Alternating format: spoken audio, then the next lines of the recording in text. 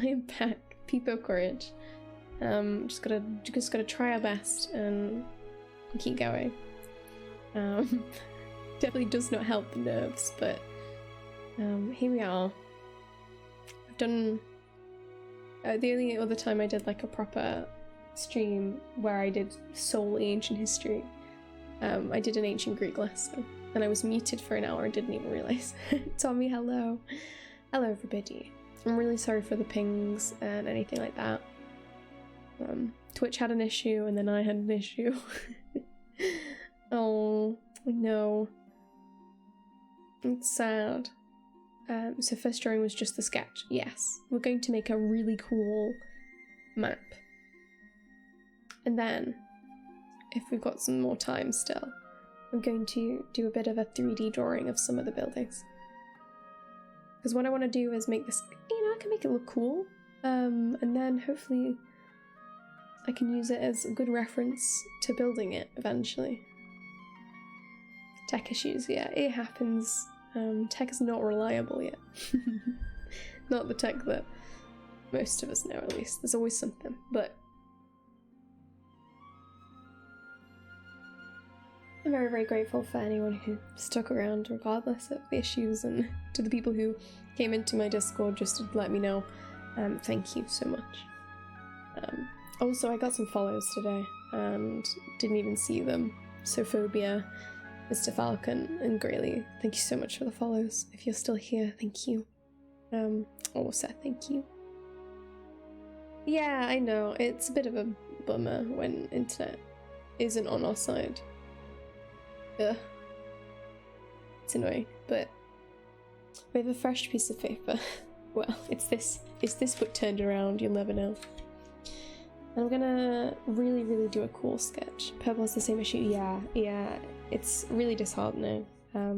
Especially when you want to take things seriously.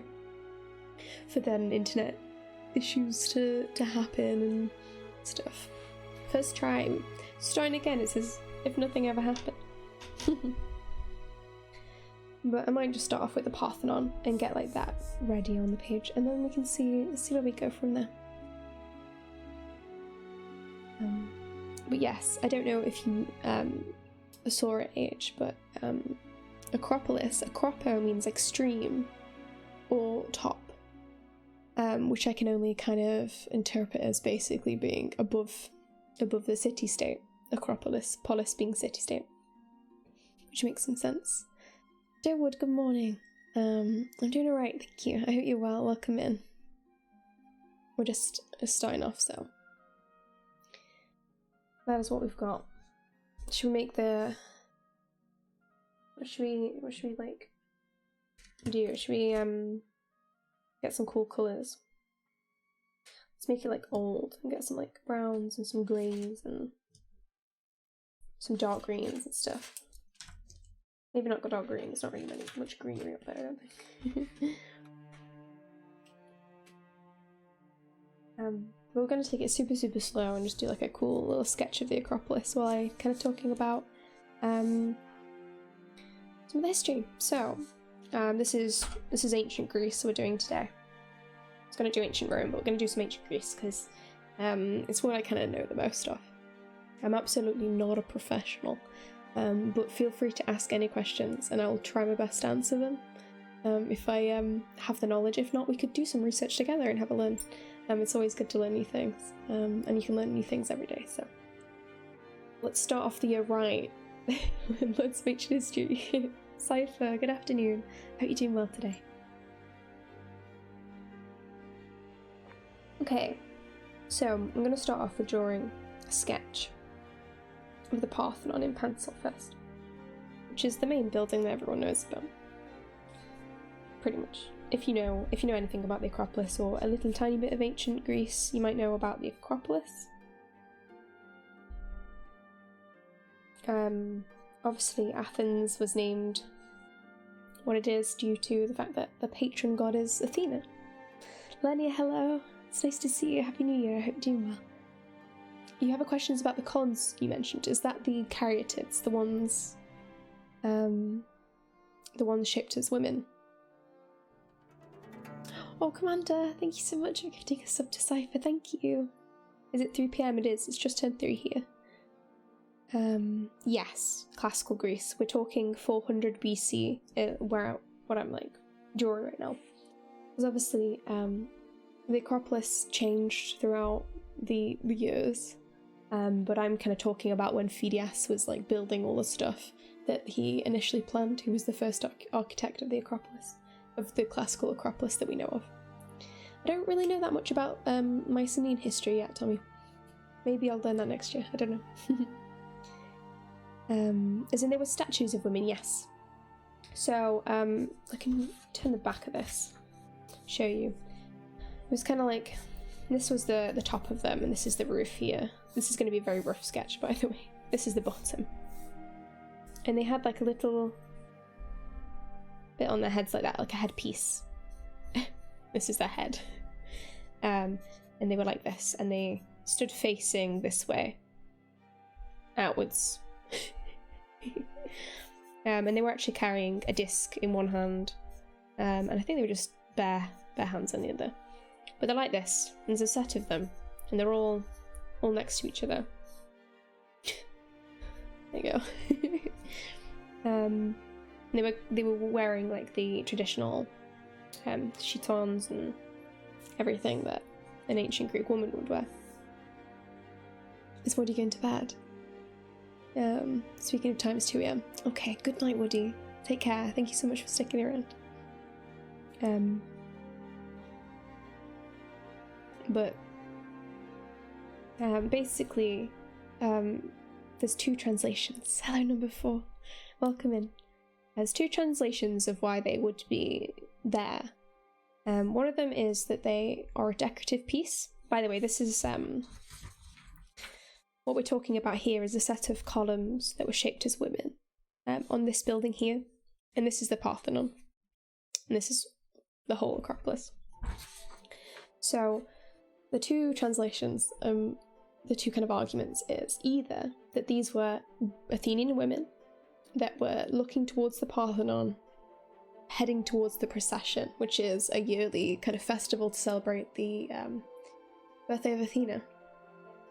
Or they are a bunch of women who were essentially slaves who had done wrong, and they had to carry the burden of the temple on their shoulders. No one knows.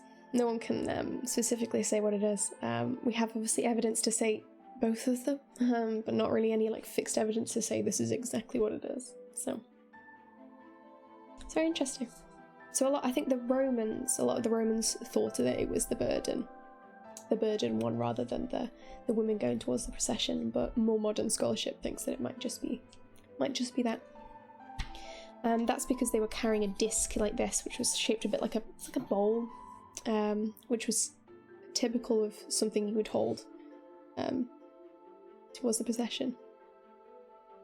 I mean, they could have been disciples of Athena. There's nothing to suggest that they were, in the sense that usually priestesses or any important role within like the temple of Athens or anything like that, they probably would have had something or adorned a certain colour. If they were just worshippers of Athena, just like normal citizens, that could have totally been a thing. You should do ASMR. People have said that to me too. I'm thinking maybe one day. Oh no, Reza. Are you doing okay? Welcome here. We were just having a little chat about some of the columns. Also, I saw that Lenia said that they were nice. I like them. They're cool, right? I want to see them IRL. They do not look like this, by the way. They look a lot better. But yeah, I mean, you know, the one thing about learning ancient history is that you never get really any straightforward answers. Majority of the time, you have to make an educated guess, and your guess could be as good as any other scholar. Different ones have different opinions depending on their own views on things. Can totally change what you think is the way. Obviously, with a shift of like movements or a shift of politics in the modern world can completely shift what is written about different parts of history.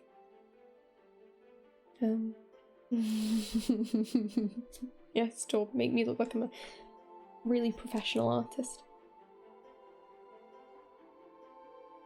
Yeah, I'm pretty sure the Parthenon has eight columns either side, I think. Yes, it is, and I can't remember what it's called, but...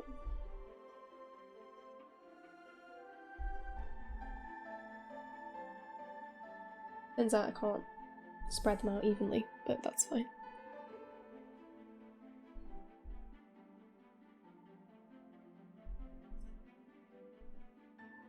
There we go. I'll have to do. I don't really know whether the god was named after the city. Yeah, that's obviously something that we'd have no idea.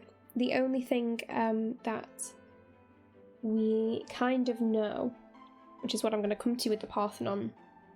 So there's a really, really beautiful piece of art on one of the sides of the Parthenon. So if I just like do some columns like this to start with, kind of represent that this is the columns that went all the way around the outside, because the building wasn't just like walls. There was like you could walk around this way, and inside was a set of like little columns here, which is actually the back. What you'd think was the front of the Parthenon was actually the back of the Parthenon. But so the actual east side, which is the back, you would have to walk all the way around to come to this end of the temple. There would be a back room here, like this, and in this little circled area would be Athena Parthenos, which was the statue of Athena right there. And she's called Athena Parthenos because she's in the Parthenon. The Greek gods and a lot of like other gods, like Roman gods, didn't have one set, like just this is who they are. They had different epithets, which basically mean like imagery. And so, for example, there's a temple of Athena Nike on the Acropolis, and Athena Nike is the goddess of victory. So it's kind of like an offset, like subcategory of the god. It's still Athena, but in kind of a different way, a different form, and with a different meaning. Which is pretty cool. Athena Parthenos is in there.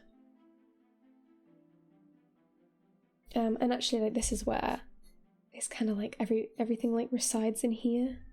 The goddess, like the priestesses, would be working in here. Essentially, it would be like the home of Athena, so people wouldn't go into this bit like at all, because this isn't a place. This is not a place where people would go to, basically ask questions. Like the oracle. There was no oracle here. This is just a temple for the goddess. Wait, put sunglasses. Yes. Nike. So, as an owl on Athena's shoulder. No, and the owl is like Athena's bird representative, I guess. But there's a statue of a big Athena with her hand out like this, and a little kind of tiny little figure with wings. And if ever you see an Athena with her helmet and everything with wings on, that's Athena Nike. It's spelt like Nike is in the shoe brand or Nike. I don't know how people say it, but people say it two different ways.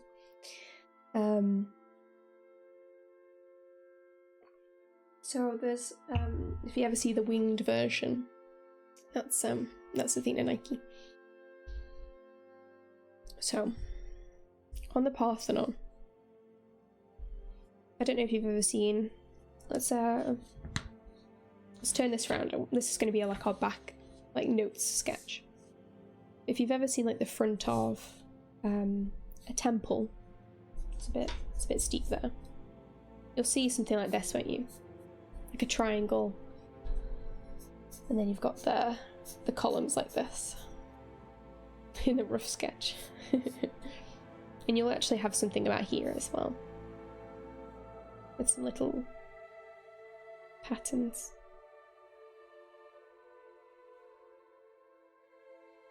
Hi, Mr. Axes, how you doing? Happy New Year to you too, I hope you're well. So, here you've got the roof here, the slanted roof. And inside here, this is called the pediment. So there's one either side. And in a lot of big temples, they would contain sculptural pieces of art that had a story to them. They have different personalities. Yeah, kind of. Yeah. Yeah, like that.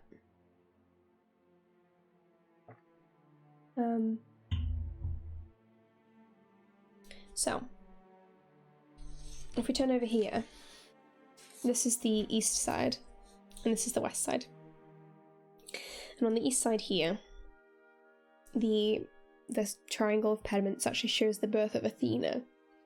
Now, if those who know the birth of Athena, she was born out of Zeus's head. I won't go into that because that's more mythology, which hopefully I can cover in another story, in another stream. But the birth of Athena is here. Now, going on to what Firidar says about not really knowing whether the city was named after the god or the god named after the city. There's a pediment on this side. Yeah, I know, weird, right, Age? On the west side. Which is actually showing the argument and the quarrel between Poseidon and Athena. And the story goes, for those Greeks that have written documents about it, basically Poseidon and Athena quarrelled over being patron of the city, and Athena won, hence why the city is called Athens. And the reason why, I'm not going to go into the story too much because it's a bit gross, but the reason why they're called Athenians and Athens is because they believed they were autochthonous, and autochthonous basically means that they believed they were born ancestors from the ground, so that they believed that they were born from the grounds of Athens. Basically, kind of the ancestors of Athena, essentially. Gross history, yeah. I mean, there's a lot of gross history. You kind of can't avoid it, but yeah. Well, I wouldn't say, kind of like Athena. The story is weird, I'm not going to do it, but it's a mythological story. If you want to know, like, the birth of the Athenians, then you can Google that yourself. But hence why I think the majority of historians would agree that Athens was named after the god, because there probably was some kind of story behind it. But then again, we wouldn't know because I don't think there's any documentation of, I mean, whether Athena was still named Athena before Athens was founded. That piece of history I am not too clear on. I could be wrong with that, but that's as far as I know. So, we have the Parthenon. So what I might do is we could kind of, like, make it cool, right? We could, like, make it kind of sketchy. Not as in, like, dodgy. Like, it doesn't matter if, like, some of the circles, like, overlap or make a bit of a mess. I will rub out all the pencil underneath. But you know how I did a little drawing of this here. And there's a section underneath here. There's like a little, oh, this is okay. This is where it gets complicated. This is where, like, architectural and, like, building art is really complicated. There's two types of frieze, you'd call it. There's a frieze that looks like this. That's just all the way around, no little pieces of, like, sculpture in it all. It's just paintings inside. Lots of little paintings. And there's one that looks like this, that has little pieces of stone that stick out like this, usually coloured. They'd usually be like dark blue or red. Because a lot of people think that, like, the buildings were just, and the sculptures were just, like, unpainted marble, but that wasn't true. They were very, very vibrantly painted. And when you see, like, kind of reconstructions of it, it looks a bit funny. you kind of like go, whoa, it's like a bit crazy because you're not used to seeing it. But inside here would be the little paintings, these sections called metopes. Lots of technical terms. You do not have to remember this, by the way. This is just me kind of like spilling out some knowledge to you. But if you want to retain this knowledge, then you're cool. Oh really, we talk about this bit, and these are the triads. I think there might be another word to that. On the Parthenon, it's called the continuous frieze, which is this one. So there's no little sections. We've got a whole continuous section. The reason I was going to say that is because I'm going to tell you about what's on it. How the tops of the pillars change over time. Oh yeah, like Ionic and Doric ones, and then you've got like Corinthian capitals also. Seems okay so far. Yeah. We've had a couple of little dips, but it's seeming to be okay at the moment. So on these friezes, these go all the way around the temple, all the way around. I forgot it's this way. Basically, it is really, really cool painting, like art of the procession. Yeah, Corinthian, yeah.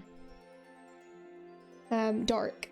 Then you got the Ionic and Doric ones. Ionian and I don't know what the other term for Doric would be. Doric being the more earlier version. Got lots of some Alexandrian ones as well that I had to discovered this year. But anyway, this piece of art that goes all the way around the outside, so it goes all the way around this piece, this bit of the building. It's actually the procession, like I said, the big walk from the bottom of the city all the way up to the top every year for the birthday. Just a painting of lots of like women, and I think there's like men and children there as well, and obviously cows because they were sacrificed, unfortunately. It was just all a big painting that was like went all the way around.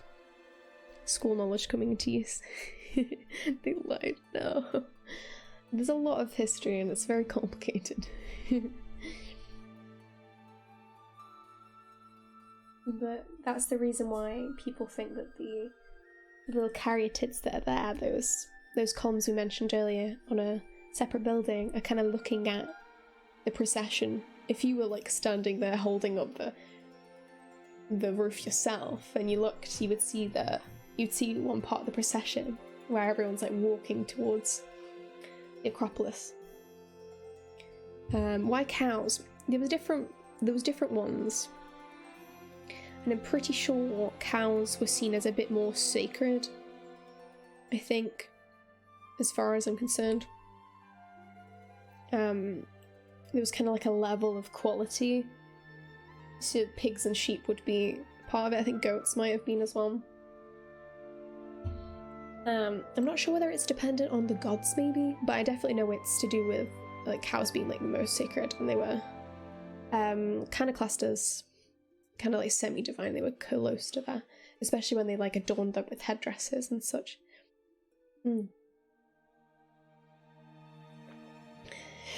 So it's okay, you've got your new ancient history teacher. Yes, it might be. You're very right. Might be maybe dependent on size, that too. Torb. Yeah, I'm your ancient history teacher for today. I hope this is interesting. And thanks for asking any questions. I'm sorry if I can't fully answer all of them. It's good. I'm learning stuff as I go as well. Oh my gosh, I don't know if I'll be able to pronounce that, but thank you so much for the follow, and let me know how to do that, how to say it. Look at you all with your little yogs, young gloves. Thank you, everyone. It's nice to sit here and talk about it. I totally nervous about it. Absolutely nervous. there were like little mini columns inside as well, but this would be where they would like look after the goddess, like goddess's home essentially. Oh, hey, that's just as good. If Riza was teacher, Tor would remember. Well, I can teach you now. Could be the teacher now. Sid, thank you so much for the follow. Thank you. Welcome in. Just being your ancient history teacher for the day. Start your year off right. Learn some ancient history.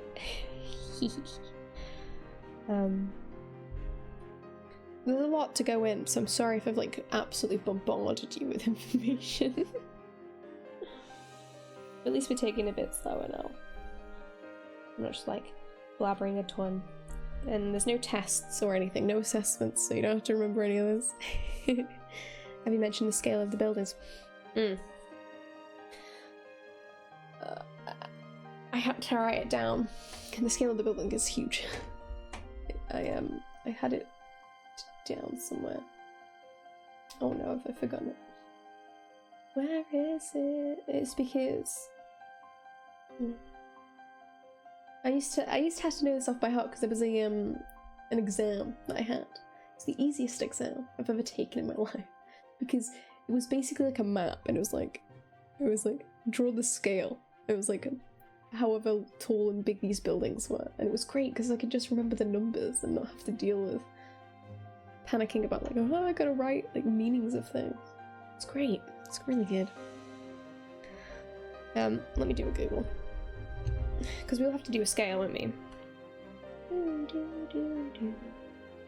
But yes. I have to put a disclaimer that I haven't graduated. And yet, when you're a graduate, you're still not a professional. I wish I had an exam like that. It was so good. Like, I had 2 other exams that were really tough and were a bit like, I had to explain a lot. But honestly, having the one where it was just like pictures and it was just like, what god is this? And I was like, oh, it's fine, I can do this. Well, one of them was a picture of Athena Nike, I think, and it was like, what god, an epithet was this? I was like, oh yeah, just the goddess of victory. It's like, I've never done anything more fun in my life. I actually enjoyed that exam. The only exam I enjoyed. But the other ones were hard, really difficult. Mine was statement or discuss, or to what extent. Yeah, I had a couple of those. But I was lucky to have a really fun exam. Here we go. The temple measured 30 meters by 69 meters.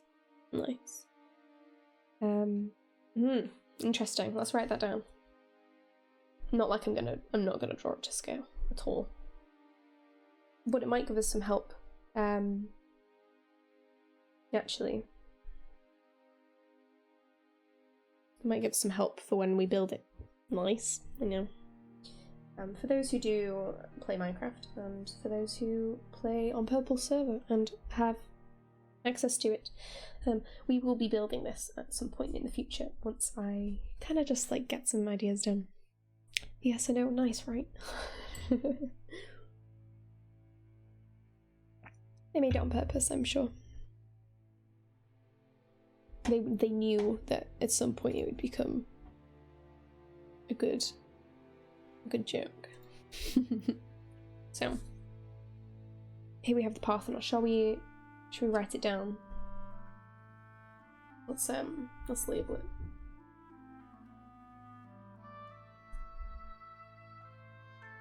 Oh, I love divinity music.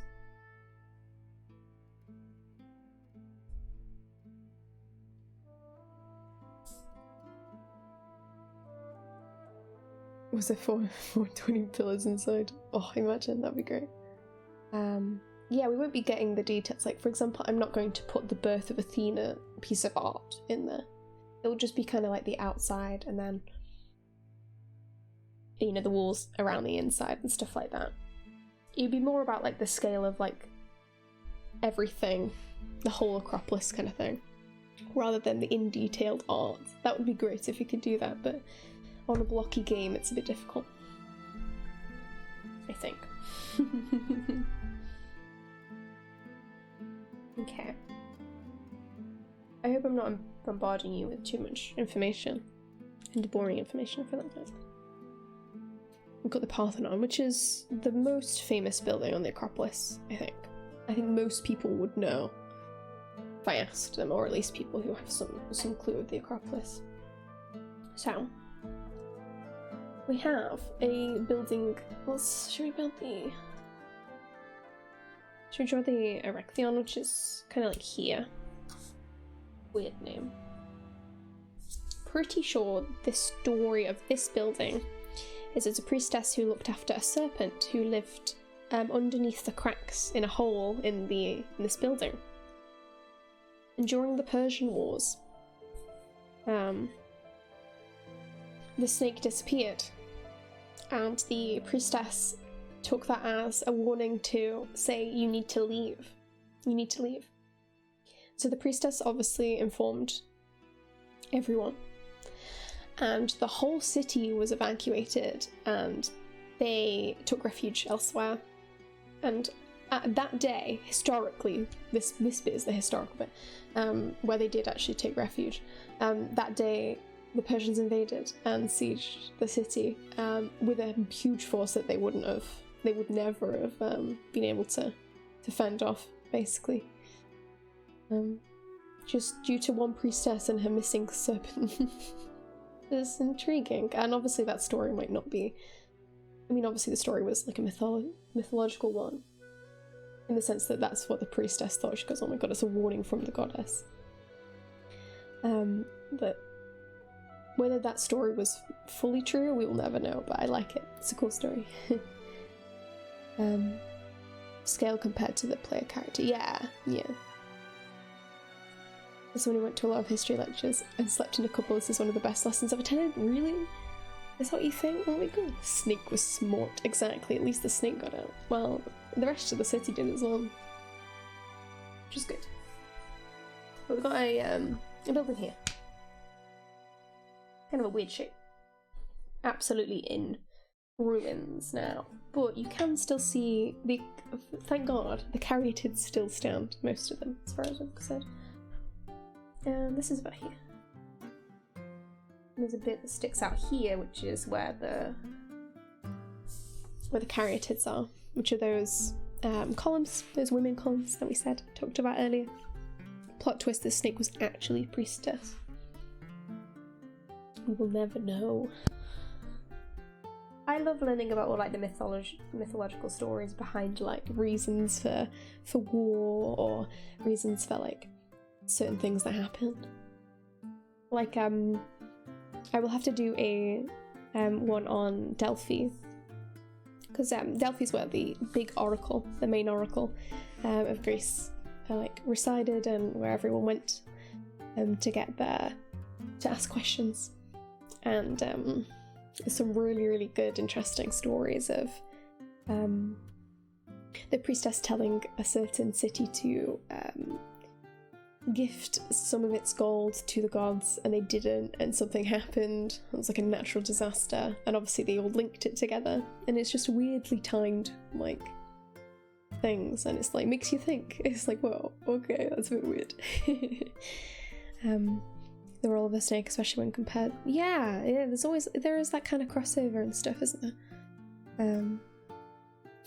The sulfur rocks, yes. So through quite recent discoveries, I'm pretty sure, as of over the last 100 years, I think they found that the reason the priestess was like doing these like oracles and stuff was being an oracle again, was because there was a geological fault underneath the building that released gases that were hallucinogenic gases. It was pretty interesting. It doesn't release any gases now. There's a lot of earthquakes in Greece. It's very geologically active for earthquakes, and so everything's shifted, and it's like, I think, yeah, the sulfuric kind of gas doesn't get released anymore, but it's interesting that we have the science and technology to be able to learn these things and discover these things. Like, how would we have ever known that if we didn't have like such incredible science to tell us stuff. The priestesses might have been high or something. Well, they essentially were, yeah. Temple was locally known as the 420 Shack. We have the technology. It's intriguing and amazing. I'm gonna have to go to the loo. I'm really sorry. Class, we're gonna take a 5-minute break. So grab some water, go to the loo if you need, and we'll start again. This is like exactly how my lecturers do it. We'll start again 35 minutes past. And oh my god. Oh, you're your own oracle. Anyway, I'll be back very, very, very shortly just to top up my water. Breezy has it harder than lecturers. See you in a minute.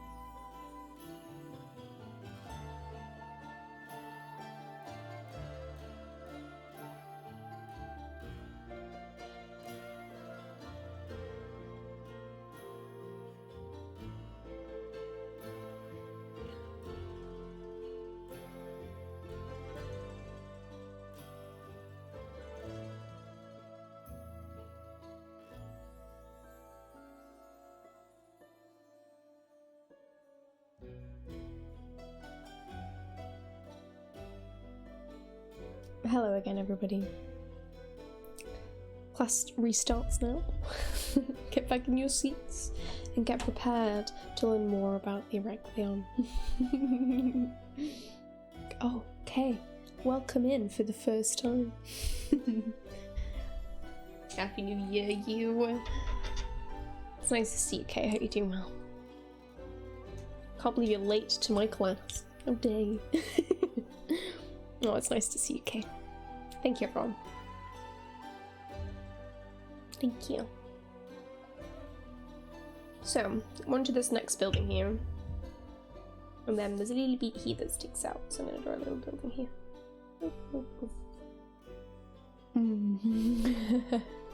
Couldn't find the Zoom link. Sorry excuses, sorry excuses.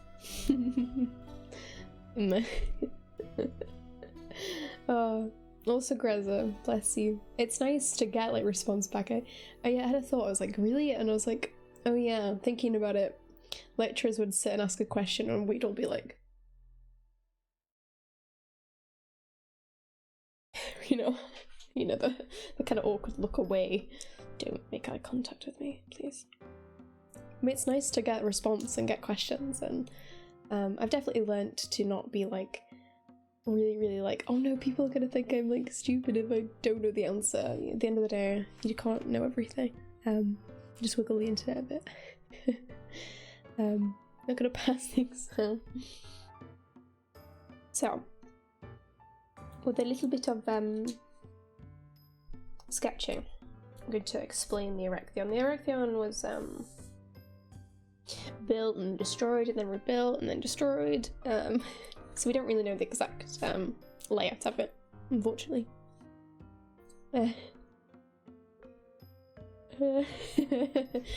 There's a mini take-home exam, Kay. If you were here early, you would know.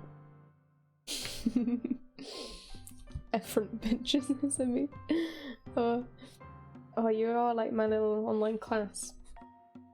It's great. Imagine doing the additional reading. Imagine.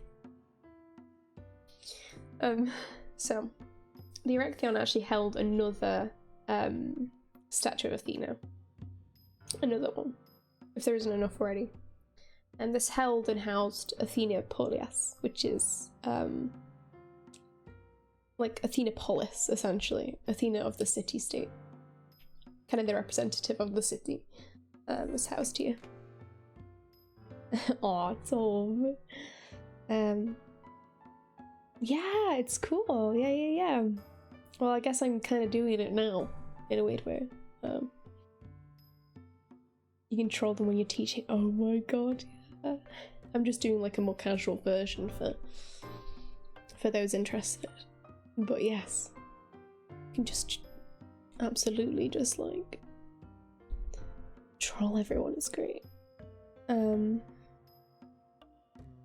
So, as far as we know, I think this is 22 by 11 centimeters. So it's a tiny boy. Centimeters. I said centimeters. Should we just keep it that way? Centimeters, oh my god. Oh no, I've actually written centimeters. Oh no. A real tiny boy. I meant, yeah, I know, right? Nice. I meant meters. I meant meters. just a tiny little Athena statue. A tiny one. The priestess just has to like kneel down and just place it in.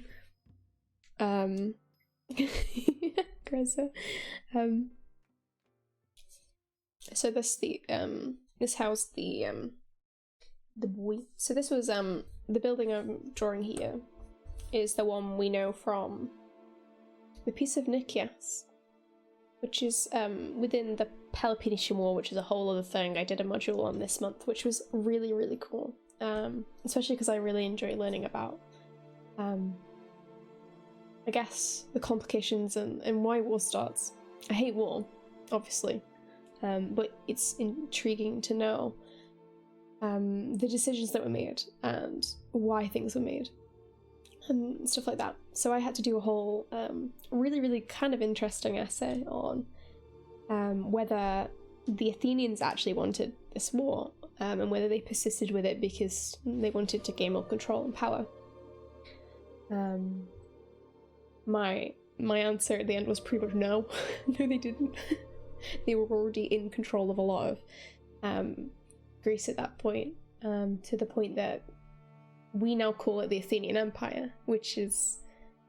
They didn't obviously call themselves an empire. They basically took control of a defensive league, a pact that they made with a lot of other Greek neighbours and city-states and islands after the Persian Wars. They all made a defensive pact with everyone but Sparta and other places close in the Peloponnesian Peninsula, which is where Sparta is. And basically they just one by one started to kind of like put a fort in the city and be like, yeah, we're just looking after you, don't worry about it, but you have to pay some tax, you know. Did that module in Odyssey. Was this a temple for ants? Nice Surdar. Yeah. Yeah, exactly. Okay. And they were like, you know, they went over to like another island. They were like, we'll just put some like of our governors in just to help, you know, to help rule. It's fine. And then, you know, later on they'd like take control, and there were some places that were like, can we just leave the league now? I think we're good. And the Athenians wouldn't let them. And so obviously they took so much control that essentially it was an empire at that point.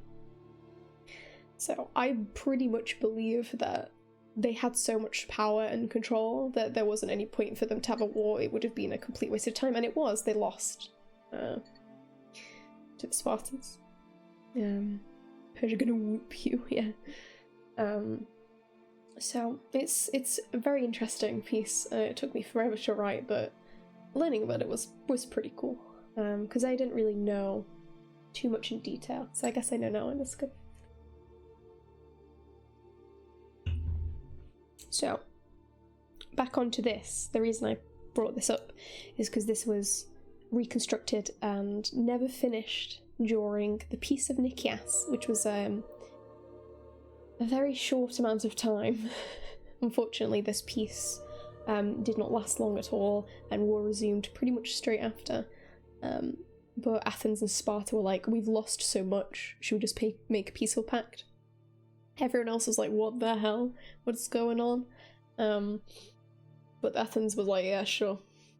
And so they made this pact, and it's called the Peace of Nikias because at this point, Cleon, who was very, very pro-war, and Pericles also was pretty pro-war, actually very pro-war, but pro-defensive war. It's weird. It's complicated, we won't go into it.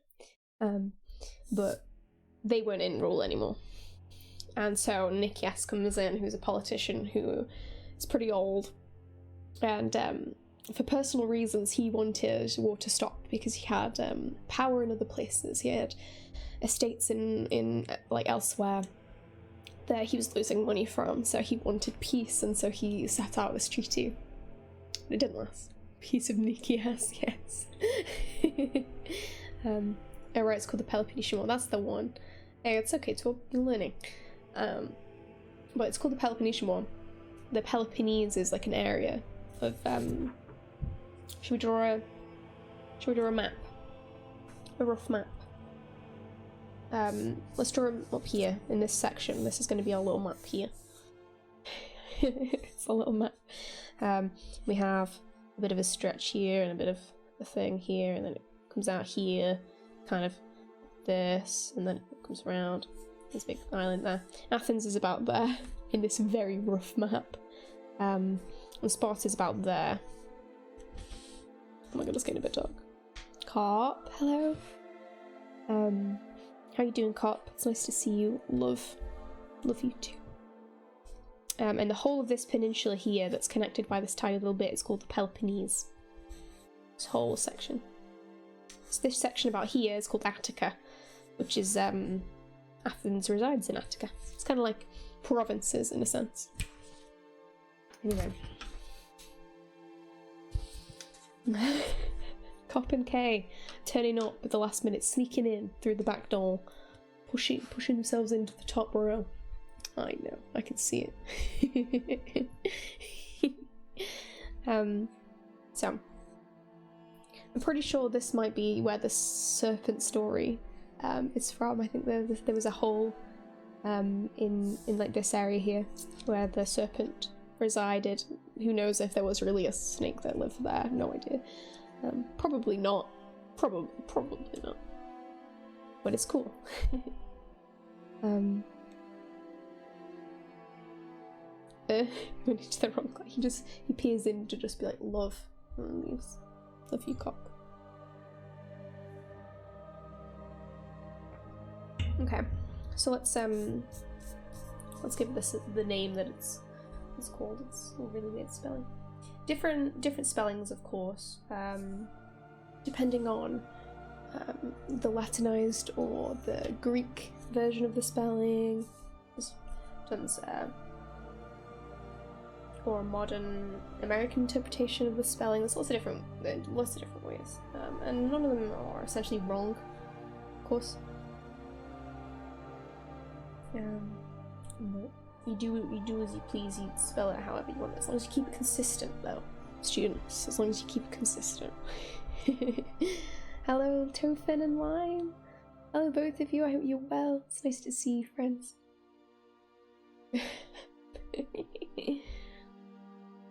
Yeah.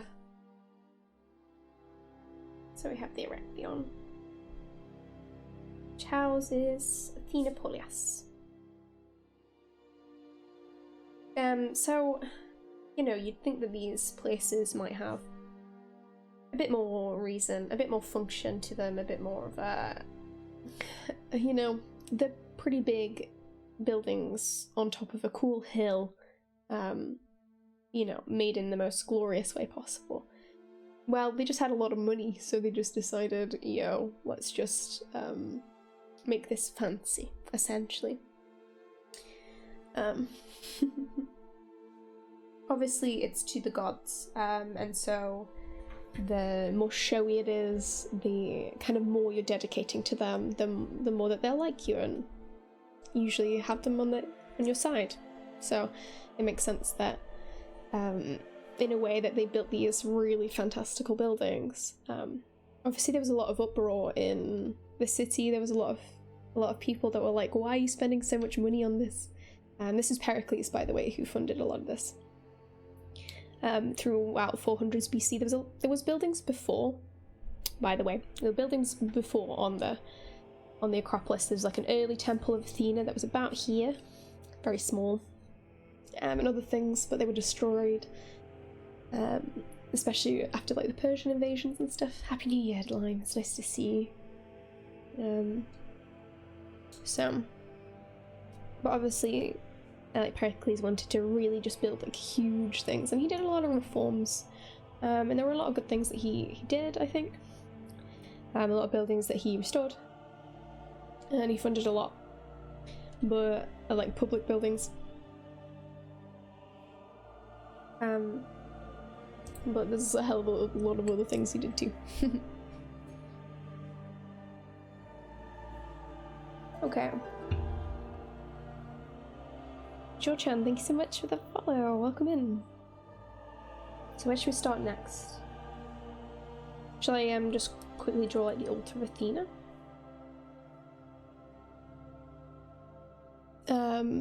Okay, so Pericles was a very rich general, a very good general, war general. And usually generals around about classical Greece time, so you're talking, let's say roughly 500 to 100 BC. This is about the time generals had a lot of power, a lot of political power in Rome. And Pericles essentially was ruler, really, for a long time. And there were two main candidates, essentially, to take charge of the rule of Athens, where the financial stuff went, and war and political affairs, of course, like the Peloponnesian War that kind of like emerged and happened. The other one was Cleon, who was also a general. A bit more of a, I want to fight, and fighting shows off power and prestige. That's what we know of him. Pericles is a bit more like to do with prosperity within the city, I think. Obviously, you know, he wanted to expand. You know, a lot of people say that Pericles was the father of democracy, and yet in his speeches that we know, and we have, you know, got from Thucydides, who was pro Pericles, big rich Athenian, so obviously there's some bias to it, but you know, that his speeches show that he wants expansion. He wants to make other places prosper, you know, he wants to expand his empire. He was very pro-war, you know, so you know, we all see him as this father of democracy, and yet there are a lot of things that, like, you know, if you look into, are a little less democratic than, you know, than he seems from the surface. But yeah, essentially he kind of ruled. He was kind of like the governor ruler. I wouldn't say king. He wasn't a king or anything like that, but can't stay, but he'd still breeze it. She's goddamn angel. Isaac, bless you. Thank you. Take care, Isaac. Thank you. And thank you for all the contributions to the big boy stream. For those who know, I didn't realise this was going to be such an ancient history stream.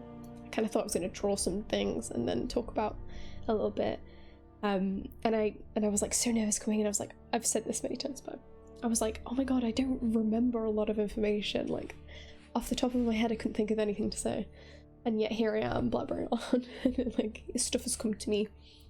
And now I'm like, oh yeah, I can talk about this. So, kind of bombarded you with a lot of information. But for those who haven't turned up to any lectures before in their life, then this is kind of what it's like, I think. Just bombarding of information. And you're like, ugh, what is this? Also, Bing, hello, it's nice to see you. How you doing? It's great, you're enjoying it? Thanks, Greta. I'm glad. J Hosh, oh my gosh, thank you so much for the follow, welcome in. Jaden Lee, hello, welcome. Hope you're well. I'm just taking a water break because I'm talking a lot. And it's good to take mini breaks so then your brains can file in some information if you're here to learn. If you're here to chill out, then you know, you're very welcome. This isn't like a strict lecture or anything like that. If any of my lectures were like this, I would never moan it ever again. The price of tuition. Rat jam. Well, thank you so much for contributing to the stream. But anyway, I go off track a lot. I wasn't expecting this to be such a big, you know, lecture stream, a knowledge stream. Genuinely, thank you so much for the follow. And Avocado, thank you so much too. Oh my gosh, Boom Cakes, thank you as well. Welcome in, everyone. Thank you. But the ancient history stream that's the Channel Points Road is going to be a big dedicated thing. It might be like a virtual tour where we go around some ancient sites virtually, and I can talk about some of them and stuff. Are we getting home? Nah, there's no homework here. There's no homework here. Thank you so much for all the follows, everyone. Thank you. Welcome in. We're just taking a little break from packing in all the knowledge. But at the moment we're just drawing out the Acropolis in Athens. And kind of like doing some little bits of history and telling you about the buildings and some stuff. Have you been to Greece? No. I've not been to Greece, I've not been to Rome, I've not really travelled much. Obviously they're on my list of things I want to do so bad. I've been wanting to go to Greece for years, but one day, yeah. But welcome in, everyone. Boon Cakes, hello. Oh, Lime. Hey, listen, if you're in bed listening to this class, then it's all fine. Oh my gosh, really? Oh, okay. Oh, there's so much, there's so much history. It's packed, and I want to go. I do not, Jay, I don't. It'd be something I would love to learn about, of course. But I'm a student of ancient history, and at the moment I've covered ancient Rome, ancient Greece, and I've been covering little tiny bits of like ancient Roman East, which is kind of places like Jordan, like modern day Jordan, so where Petra is, stuff like that, but only little tiny bits. It's mainly just ancient outback history. It's really just Greek and Roman at the moment. A little bit of Persian, of course, as well. Kind of comes into play with it all. Oh my gosh, Kay. Imagine. I want to go so much. I really do. 300 great movie.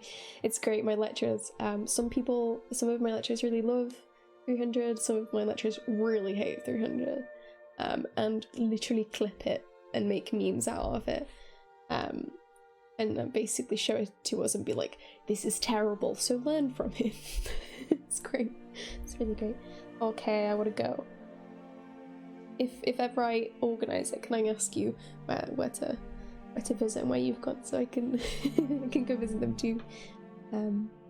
Oh, I know. Okay. It was Rome Total War. Rome Total War's a good game. It's a good game. That's kind of where my brother started his passion for history from, actually, the Total War games. But I hope you're learning something and enjoying it as well. But you can chill out and listen or whatever. You don't have to file anything in your head. But true. Got people interested in Sparta and Persia. I mean, the overall story it's a story. It's kind of, you know, along the lines of a historical story, but it's just, at the end of the day, you can't really go get angry at a film for not being historically accurate, because the majority of history is kind of rather bland and kind of boring. Like, really.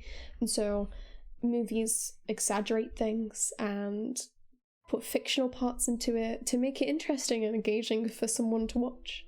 They're not there as documentaries for students or, you know, scholars to watch. They're there for people, you know, the general public to enjoy. And so it kind of makes sense that there's a lot of emphasis on certain things or dramatizations of certain stories. What keyboard do I have? This is not my keyboard, by the way. I have no idea what it is, but it's cool. And Booth has it, I think. Anyway. Oh yeah, that's true, it is. Yes, I remember you saying that. Pink says, my area is more medieval and Renaissance. Oh, amazing. And while I know some stuff about ancient history, you love Carthage history, a little bit I know of that. But Phoenician history is very interesting, I don't know much about it. Oh, Pink, well, hopefully I can keep feeding some information to you. I do not know a lot about medieval and Renaissance history at all, but definitely want to learn more about Renaissance 100%.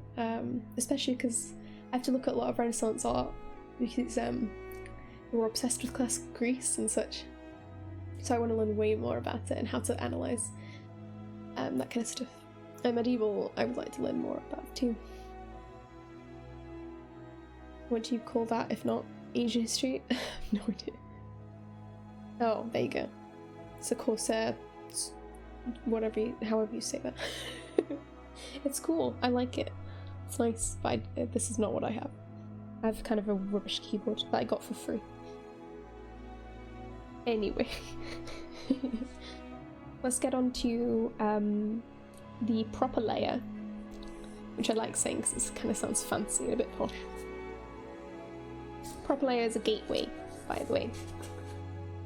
And this is the entrance to the Acropolis, I guess, where the big stairs goes up. If you've ever played Assassin's Creed Odyssey, the big stairs that goes up, and you have kind of looks like a temple, but it's all completely see-through, like a big threshold, big doorway, columns. That's the proper layer. Gladly, it does kind of like, when you go through it, it does say you've discovered it, and it comes up with the name of it, which I think is really good. It's really cool. Anyway, proper layer is about here. There were some like little buildings off into the side, and I am not actually 100% sure about what they are and their functions. We might know. We might not also know. But they're kind of like so minor and so small. Kind of don't need to learn about them today. Likelihood is I'm probably guessing they were either small little treasuries where things were stored and kept, or they were kind of like quarters for, no, not quarters, they wouldn't be living, but like places that maybe the people, like priestesses, might go to rest, or bathrooms maybe. I mean, that might have been the case. Well, not at the front of the gateway, but I don't know whether there were like public spaces for bathroom things. I mean, there must be places, but I've not learned that before. But anyway, so we've got like a big open thing here. Odyssey completely scales down the gateway. The gateway's pretty complicated. True. I mean, to be fair, in Greece and Rome, ancient Greece and Rome, the movement of bowels was basically seen as cleansing yourself. I mean, you kind of are, in a sense, you're clearing out the bad stuff, but they took it on a mythological sense as well. And so there's really weirdly, there's like a documentary on the sewers of Rome. We had to watch it. And the reason, am I any good at mathematics? Absolutely not, no. That was always something I didn't fail at, but I really struggle with it, doesn't come natural. But the sewers of Rome were so well built and so, it's crazy. They're so like elaborate for what they should be, and they were really, really important and crucial to Rome. But that was because everything that was bad was flushed out of Rome. Like, they wanted their whole city to be so clean.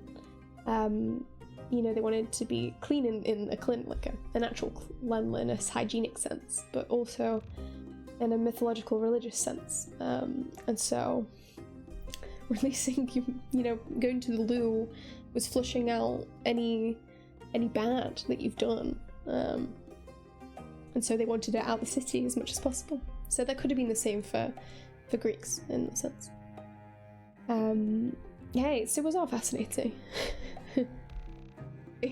Direct yourself to the hole in the ground. Hello, it's nice to see you. There's a whole documentary about Roman sewers and poop. So it's around on YouTube somewhere. But I haven't learned about the way that the ancient Greeks dealt with that stuff. Only the Romans in Rome.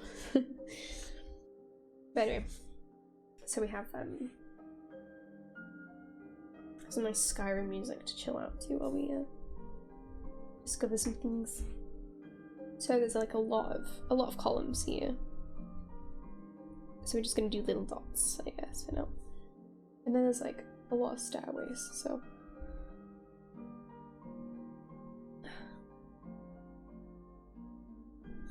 we'll just kind of do that to represent the stairs.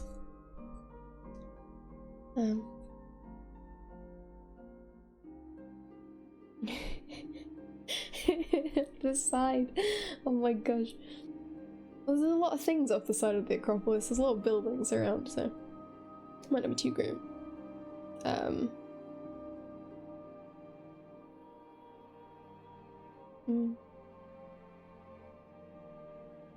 So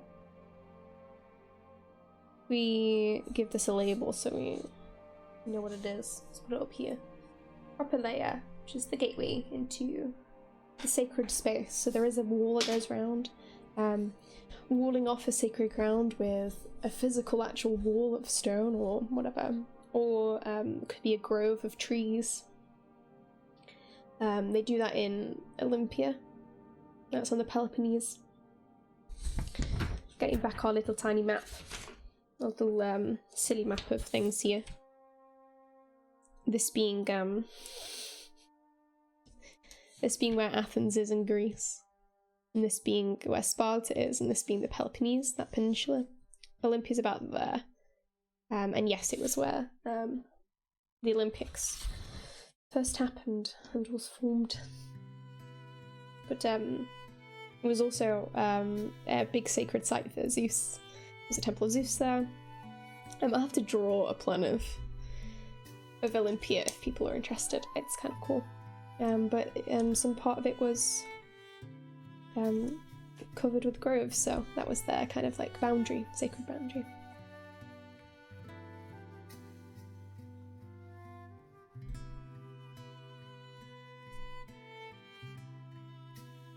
So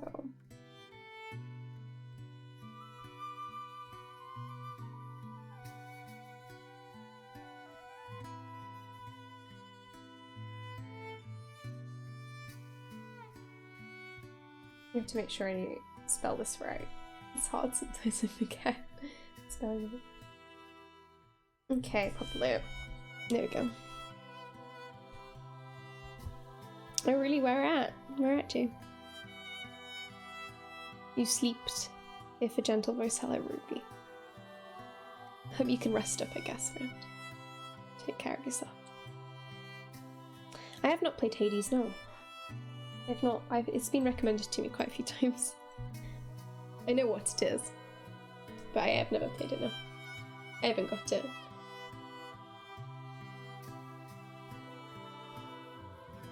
Okay. So, let's quickly draw the, I did actually draw this on the earlier little tiny map of things we did, but here outside is the altar of Athena. And altars weren't inside, as you'd find in places like churches. Altars were outside, sacrifices were performed outdoors.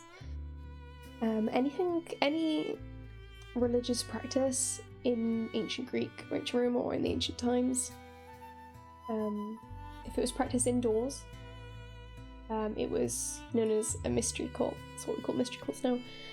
And they were usually foreign cults that took place in Rome or in like Italy or Greece. For example, the cult of Isis was one, and if it was performed at night or indoors, it was known as a mystery cult. And there are different times, different periods in history where they're very much welcomed and accepted, and in other times they aren't. I literally just finished an essay, pretty much, today on the extent of toleration of foreign cults in Rome.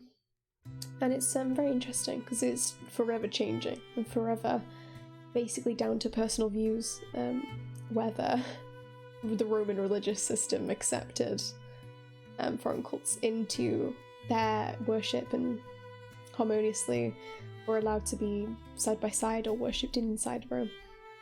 It's really interesting. Oh no, not Steve. Oh. Just wanted the kingdom. Just started playing it, it's lots of fun. Oh, I don't know. Oh, Worf, hello! Worf, 8 months. Oh my gosh, thank you so much. Thank you so much for 8 months. It's lovely to see you, thank you. Yes, true, Firidar. Yeah, that's true. I've heard about the castle. It's in France, built according to 13th century techniques. That's really cool. Did not know about that at all. It's really interesting. Wolf, thank you. I hope you're well. It's lovely to see you. Can't believe 8 months though. Thank you. But it's my Twitch anniversary. 1st of Feb. The 1st of Feb, unfortunately, is a Monday when I go back and have classes. So, oh no, I think it might be the 31st of Jan. It's either the 31st of Jan or the 1st of Feb is my 1 year Twitch anniversary, Twitch affiliate anniversary.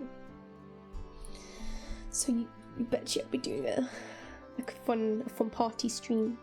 But I just can't believe there's people that have been subbed for that long. So thank you for your continuing support. Always means a lot. So. Like Firidar said, it's best things done on an altar is kept outside.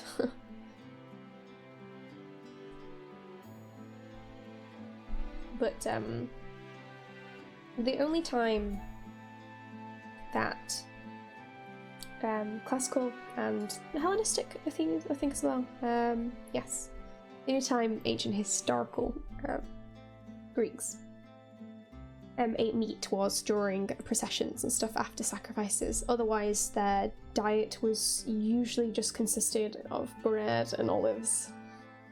They didn't really eat meat as like a regular thing. That wasn't something that was eaten, consumed. Running out of water again. Got to keep hydrated or else I'll lose my voice.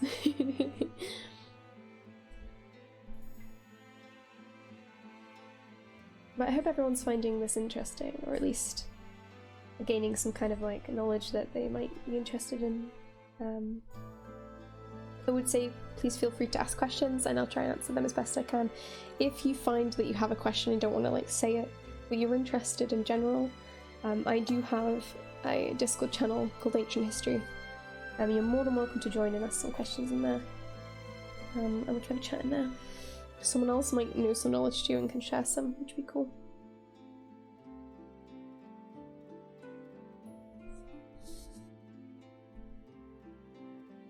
But I understand that questions might be a bit... you could be maybe nervous to ask them questions and stuff. Thank you. So I'm gonna draw the wall that kind of goes around it now. Just so we've kind of got a bit of a indication of where the wall is. It kind of goes off here. I've made this very big, but that's okay because there's not really anything important over here.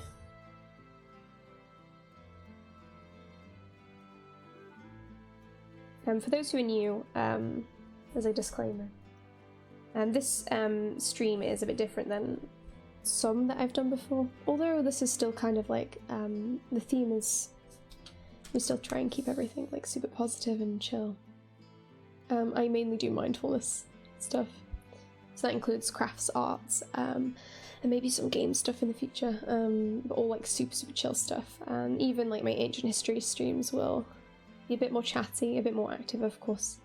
But if we can try and keep everything like as chill and as positive as possible, then that's the theme. Because I know some people who have come in, which I'm really grateful for, and you're very welcome to come by any time, but just as a disclaimer, I guess, for those who are new. I do some like chill stuff like journaling streams, I do some like painting ones. I will continue to do ancient history ones every now and again though. So I have a role in my Discord as well to promote my Discord, I guess. And if you're only interested in ancient history streams, then there's a role that I can ping, let you know when I'm doing the next one, which is obviously perfectly fine. You're only interested in like the educational side of stuff, and you're more than welcome to join them.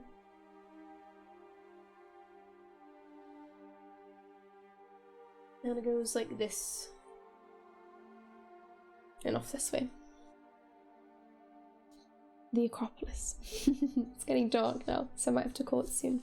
But down here's actually the Theatre of Dionysus here. It's quite large. There's another theatre off this way as well. Theatre of Herodes? Maybe?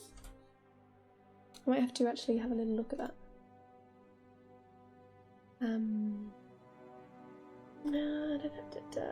Yes, Herodaticus, or Herodes, yes. I do not know who Herodaticus is, by the way. That is something I need to learn myself. Anyway. So, for those who were here earlier, I was talking about Athena Nike. And there is a temple for Athena Nike, but it's actually not inside the walls, it's actually outside. It was built a bit later, I'm pretty sure, when it was built about here. And it was kind of like off the side of the cliff. I think this is also something you can see in Odyssey, but I'm not sure it's labelled as the Temple of Athena Nike at all.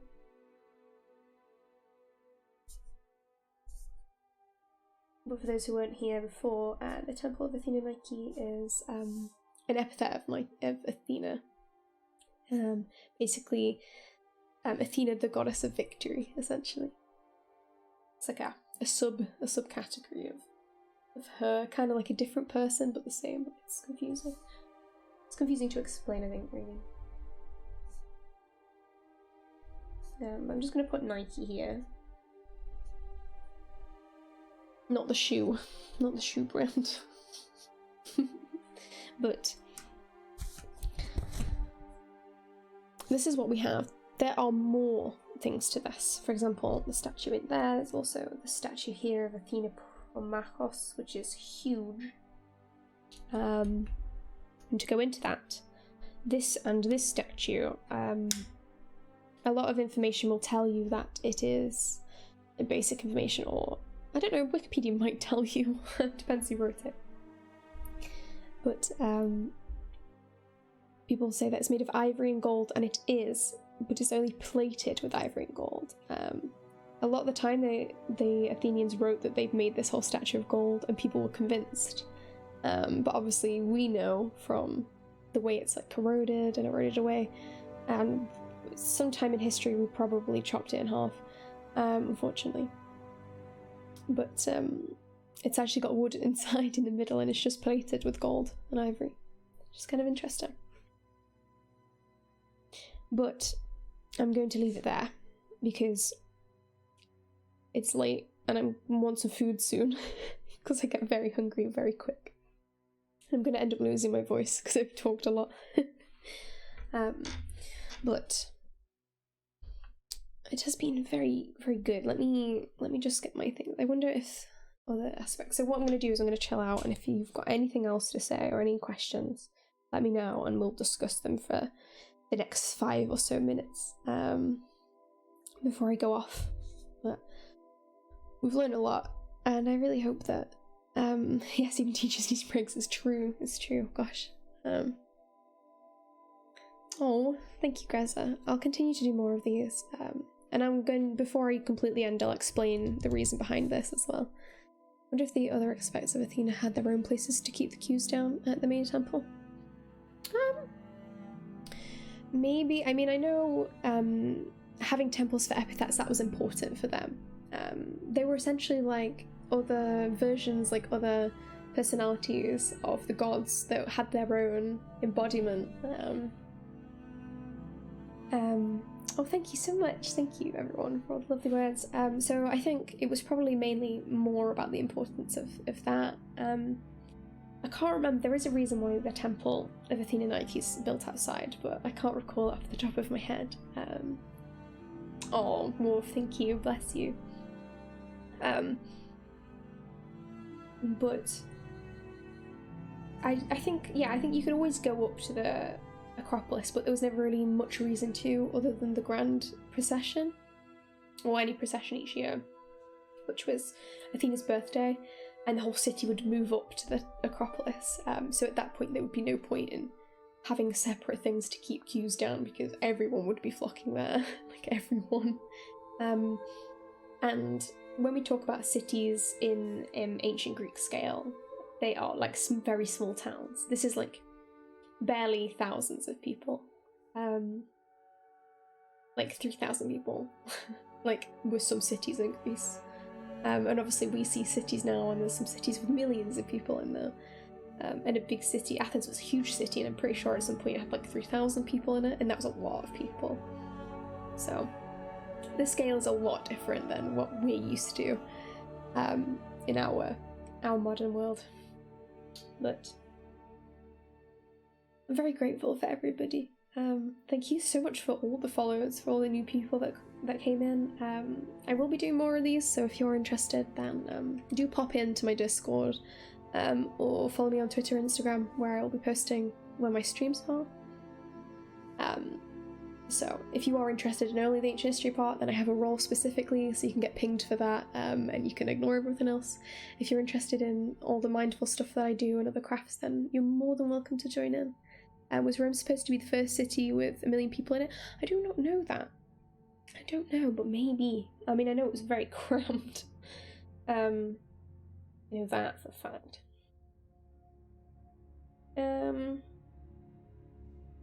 Let's have a look. I'm just having a look who's lives.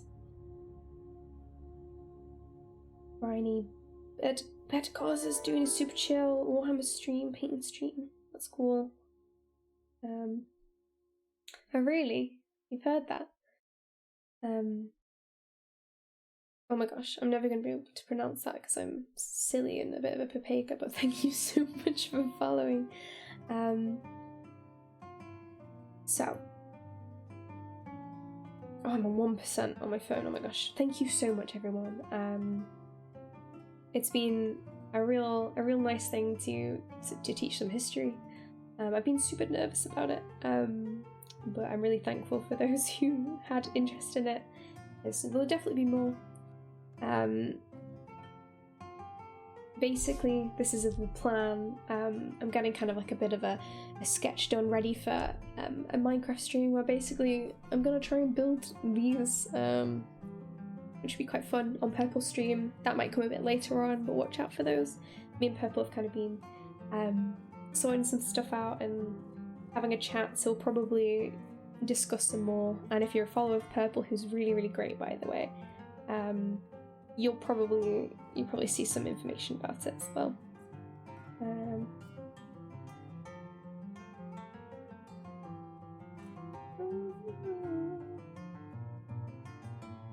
Thank you, everyone. Oh, Torb, I just saw that. Oh no, I'm sorry. Oopsies. Next time. Sorry. God damn it, I'm terrible at keeping up with chat sometimes. Thank you, everyone. You've really calmed down my nerves on teaching some history. I hope that at least you've learnt something and it's been interesting. If not, I hope you've had a nice chill time anyway. Thank you again for all the support. Really appreciate it. And for all the new follows and everything. Shark Boy, yes. So thank you so much. And hopefully I will see you... When am I streaming next? I'm doing a journaling stream, a group journaling stream at 11 AM GMT on Sunday. If you want to watch me and Tofu play some of the Inner Worlds tomorrow at 6, we will be on his channel / our games channel in a sense. So go follow that if you want to watch us play some games tomorrow. Otherwise, take really good care, and I hope to see you very soon. See you later, my friends. Thank you so much.